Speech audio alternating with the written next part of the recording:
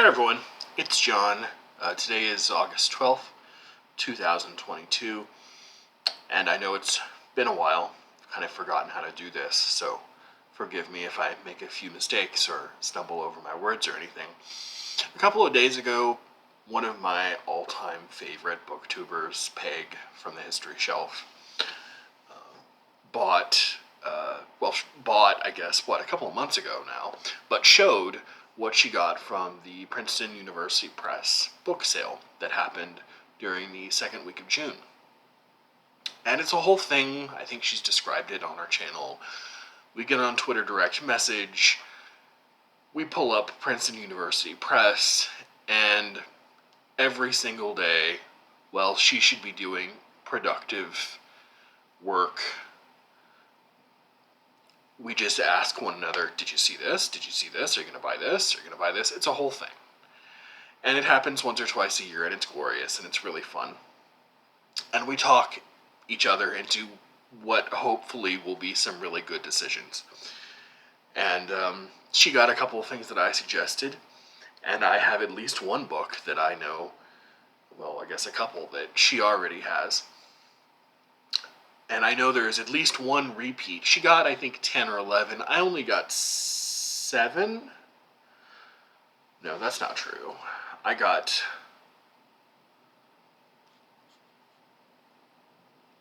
Did I get 9 books? I guess I did. I got 9 books. And one of them is a repeat from what she got. So I'll just start with that, just to get it out of the way. And in the way of talking about them, I guess what I can do is just read the back. Of course, she already read the back of this one. I would actually talk about the book, but obviously I hadn't read them yet. That's why I bought them. So I'm not intimately familiar with their arguments or anything. So I figured just a nice little synopsis from the back would be better. The first one, and the one Peg also got, is The Passions and the Interests. These are, what does it say? Political arguments for capitalism before its triumph. And Alberto Hirschman, who wrote it, was known for his work in economics, but his highly interdisciplinary work in economics. It's economics that really crossed boundaries in ways that were not terribly common within economics at the time he was doing it. So, for example, this, The Passions and the Interests, takes the topic of economics, but also incorporates ideas of sociology and psychology. And it asks the questions, how did culture and society change in such a way that we basically, within a matter of a couple of centuries, had such, in the Middle Ages, what was called usury, the accumulation of value through interest, was very much looked down upon as unchristian, and even a sin.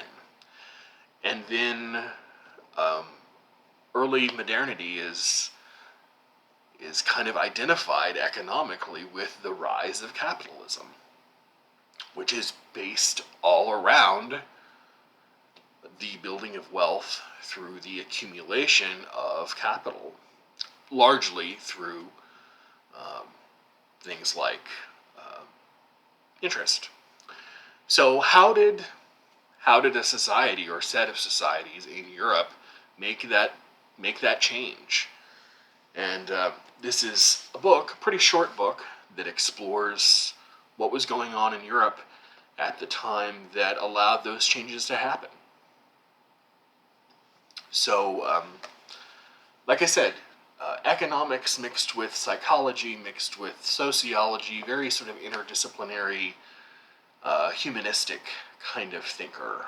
Very interesting. It would be the first thing I've ever read by him, but I sort of know a little about him. This book is actually, it's another Princeton classic. these Princeton Classics. As Peg mentioned, she is so thorough in her videos. These are books that are not new. They are new to Princeton, obviously, because they are publishing them, but they are bringing them out again because they think they are in some sense canonical in their field. So, this book by Hirschman, I think, is probably his most famous, if not, one or two or three of his most famous books. And at least Princeton, the people who have any say about such matters over at Princeton, they thought it was important enough to sort of canonize in their classics line. And it seems like every year they add a few more. And it's really wonderful because the curatorial decisions that they make are really, really quite good. So I look forward every year to these sales where I hope I can add a few more of these to my collection. I already have a dozen or so. But anyway, on to the next one. This next book is another Princeton classic by someone I actually had the pleasure of meeting when I was an undergraduate student in college. This is by Arthur Danto, who passed away a few years ago. He was a wonderful man and a great philosopher and a very interesting speaker. This is After the End of Art, Contemporary Art, and the Pale of History. This is his book that essentially argues that art is dead as we know it. And he wrote this, I think, in the early 1980s. Again, brought out by Princeton because they thought it was canonical for art history studies. Arthur Danto is really a philosopher that back in the 60s and 70s, when he was a much younger man, wrote on a lot of things. He wrote a really great book on Nietzsche called Life as Literature, which, if you're interested in Nietzsche, go get that book. Really sort of is a wonderful book on just sort of a biography mixed with intellectual biography, mixed with an analysis of all of the important stuff that he wrote. I mean, it's sort of up there with Walter Kaufmann's biography of him. But in his later life, 50s, 60s, 70s, and later, he became the art critic for, I believe it was the New Republic. I could be wrong about that. And remained their art critic for something like 30 or 40 years. And while he was there, really made a name for himself as one of America's premier art critics. Wasn't really known for that until he started writing about it, but he made himself extraordinarily familiar with the art world and befriended a lot of artists. And this is a book of, it's a collection of talks that he gave. Let's see, oh goodness, which talks were they? Oh goodness, I don't know. It was a series. It's the Melon Lectures. The Melon Lectures in the Fine Arts. And it is, I believe, 11 lectures where, and by the way, the nice thing is this is not one of those books that makes you go look up the pieces of art that he's talking about. They are black and white reproductions, but if he mentions someone or something that you need to visualize, there's a visual reproduction of it. And yes, it's black and white, but when you get these for 50% off, they are between $10 and $12. And they're very sturdy, well-made, like Pig says, very good, well-built, well-constructed books. So, And another Princeton Classic, which is important to add to my growing collection. So I think that is. I was wrong. I did have 7. 2 I just brought for comparison's sake. I'm tired.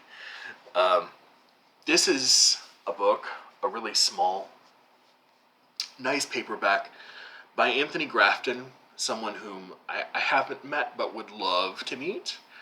This is Forgers and Critics, and my eyes are too bad I can't read the subtitle, Creativity and Duplicity in Western Scholarship.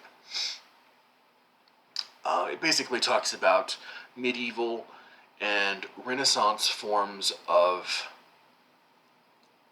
copying, of forgery, of fakery, when it comes to art, literature, all kinds of artistic endeavor, and how it changed, how it started, what it looked like. This came out a while ago and was recently reissued with another introduction by Anthony Grafton. This is not a Princeton Classic, by the way, but this is just a new reissue by the press itself. And Peg told you all about this next woman. I just wanted to add a little bit more onto what Peg said. If anyone is interested in the history of Christianity as it has to do with the Eastern Empire, after the fall of the Roman Empire, you basically have the Western half, which is basically Europe, and then you have the Latin-speaking parts, and then you have the Eastern part, which became Greek-speaking mostly. This woman, Judith Herman, I think this is one of her newest book-long pieces. It's called Ravenna, Capital of Empire, Crucible of Europe, and it's about the city of Ravenna. But if you're interested in anything having to do with Christianity around, say, the fall of Rome to, maybe the year 1000, say, in the Eastern Empire, in the Byzantine Empire, this woman is where you want to go. She has you covered. I mean, Peg talked about 2 other of her books, one of which was about rulers in the Byzantine Empire, and another one was, I don't remember what it was, but those are on my list. One of the books she showed that she already has, The Formation of Christendom, focuses exactly on those years that I mentioned, but in the Eastern Empire. You hear about those books all the time that talk about, all the synods and the councils and everything that happened in the West. There's thousands of books on those, but there are so few. I mean, really just a handful of accessible books by scholars who are interested in talking to a somewhat general public who can write about the East. And Judith Herman is one of them. So if it's a topic that interests you, this book and any of her others, please, write her name down. She's just an endless well of really, really, really fascinating information about the period.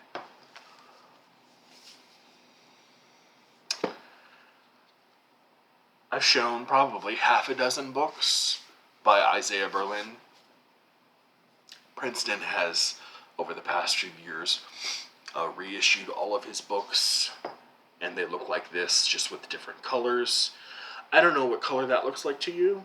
It looks like orange to me on the camera, but it is certainly red. Bright cherry red. And this is Isaiah Berlin's biography, kind of intellectual biography of Karl Marx. Berlin is mostly known for his essays on history, the history of ideas, the Romantic Age, etc. But this is one of his lesser known works, and I'm trying to, like Pokemon, grab them all. So this is, I think, probably number 7 or 8 from the press that I have, and I just like that they're all in the same form and edition, and eventually I'm just grabbing them up one or two at a time. This is, oh goodness, I was really excited when I heard this. This is Up from the Depths. Herman Melville, Lewis Mumford, and their rediscovery in dark times by Aaron Sachs. This is one of those weird sort of books that I don't think anyone would ever see coming down the pike, other than maybe by a literary historian. Who is Aaron Sachs, by the way? He teaches history and American studies at Cornell. And he's written a book on Alexander von Humboldt called The Humboldt Current, 19th Century Exploration and the Roots of American Environmentalism, and Arcadian America, The Death and Life of an Environmental Tradition. So, this book, as you can tell from the subtitle, it's kind of like a dual biography of Melville and Mumford. If you're not familiar, Lewis Mumford was an early to mid 20th century writer who wrote on a lot of things, mostly the rise and development of the city in the modern age, but he really wrote about a lot of things. And I don't really know what the discovery of dark times refers to, but that's why I have to read the book, right? I was just drawn to the fact that it seems to be a biography, dual biography of two people that I never would have thought had any affinity with one another. But sometimes those make for the most interesting stories, and I've heard good things, so I went ahead and got this. In my last book, like I said, I do just have 7. Princeton has a whole series of books called Zone books. I think there's probably a couple of 100 of them. And most of them look like this. I'll show you 2 of my others, a paperback and a hard cover. Here's an average cover. Here's an average size paperback. Here's an average size hardcover. Right, roughly the same size. And I'm showing you the size for a reason. I'm not just holding them up for fun, I promise. Zone Books tends to publish pretty scholarly, pretty pigeonhole history, sociology, art, psychology. That is quite, well, to be honest about it, pretty scholarly. And they don't really shy away from the scholarship part, even though explicitly they are interested in reaching as much of a popular audience as possible. They certainly don't pander to popular audiences. They want to reach people who are willing to work a little bit to understand a concept, a time, an age, a phenomenon, whatever. And they usually get pretty good scholars to write these books. For example, the one I just showed you, the hardback, is Secrets of Women, Gender, Generation, and the Origins of Human Dissection by Catherine Park, who, if you're not familiar with Catherine Park, she's a historian of science at Harvard, I think. And this is about the first dissections of anatomical dissections done on women's bodies during the late Middle Ages and Renaissance, and how women's bodies were talked about and written about during those times. So again, like I said, kind of a pigeonhole history, but written by a brilliant brilliant scholar. This, again, I didn't buy that or this. I just kind of want to show you the things they do topic-wise. This is The Masters of Truth in Archaic Greece by Marcel Detienne. This is a study of sort of the bifurcation of two kinds of truth, what we today would call maybe poetic truth or mythological truth versus the truth of science, verificationism, empiricism, and how that bifurcation happened in roughly the time of ancient Greece, and what truth meant before and after that. How truth changed, how the thinkers of ancient Greece changed the way that we think about what truth is and what truth means. So, like I said, not exactly the easiest or lightest reading in the world, but interesting. And if you're thrown off by the heaviness of the subject, it's only 120 or 130 pages long. So, the one I bought, and I do apologize for the 22-minute long video, the one I bought is this. I guess I should have looked at the dimensions of the book before I pressed I would have bought it anyway, because this belongs in any history of science library, and I am a history of science lover. Is this thing. Can you... It's bigger than my face. So here's the paperback I showed you. This is basically the size of a textbook. Okay? It's very large. Here is my hand, and I have a large hand. Okay? I mean, it's big. It's big. It's almost like a coffee table book. But this book is by Lorraine Daston. I don't know if her name is...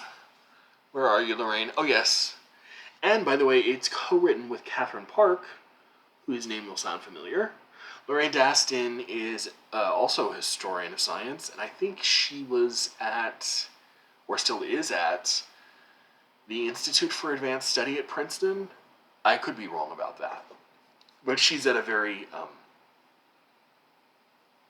elite American institution. And this is, I apologize for the glare on the book. This is Wonders in the Order of Nature. Let me get the Wonders in the Order of Nature, 1150 to 1750. Those are years. 1150 to 1750. And this book, from the little I've heard Lorraine Daston talk about it, is basically an exploration of what scientists of all kinds, botanists, zoologists, chemists, physicists, what they thought of and how they explained what they called wondrous things. And wondrous things, for lack of a better term, are things that they had never seen before. Imagine being an English biologist in the year 1000, and you have never seen an aardvark, but a group of English explorers bring one back on a ship. They have an aardvark carcass that they have, preserved in lime or something, or not lime because that quickens, but you don't know what I mean. Have saved it so that you can see what an aardvark looks like, or what a platypus looks like. They really have no conceptual sort of categories to put this in. So how did scientists in 1,000 years ago deal with the being presented with a completely new thing for which they had no ways of conceptualizing, of thinking about something. Imagine being a biologist around the same time, or even much later, 1200, 1300, and having stopping by a port town someday and seeing a ship full of African slaves. When for you're a 50-year-old scientist, you've never seen in your life anything other than people who look exactly like you. And now, for the first time in your life, you've seen someone who looks very, very different than you. How do you make... Now, of course, the obvious answer is, well, everyone looks different, and you're going to meet people who look different every day. Well, that's because we know how we can get to the other side of the world in 12 hours these days. But you have to remember, 1,000 years ago, it was almost unheard of to travel within, more than about 50 miles of where you were born. You lived and died in the town you were born. So what people were exposed to in their lives was a much smaller set of things, of observations, of sights and tastes and smells. So this is a whole book about that. And, 26 minutes. I'm so sorry. But I just have to show you some of these illustrations. These illustrations are just great. I mean, just like beautiful, beautiful, beautiful things.